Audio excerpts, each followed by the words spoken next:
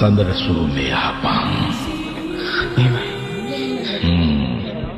උඹ කිව්ව මගෙන් බේරගත්තා. ඒ වුණත් බං ඒක උඹේ උදව්වක් පිළුවා. ඒකගේ ජීවිතේ බාර ගන්නයි කියලා. උඹට ඒක කරන්න බැරුව ගියා. මොකද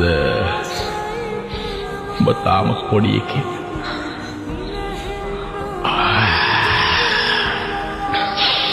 පොඩි වුණාට උඹ ආදරේ මහලුකුයි බං.